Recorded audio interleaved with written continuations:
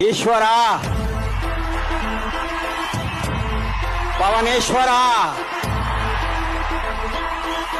పవరేశ్వరా. Ladies and gentlemen, boys and girls and all the fans, here comes the Power King and we call him Power Star Pawan Kalyan. ఎన్ని తిట్టినా వింటానే, కాలదన్నినా పడతానే, నడుము తడమని నన్నొకసారి ఉరిమి చూసినా ఓకేని, ఉరే వేసినా కాదనని,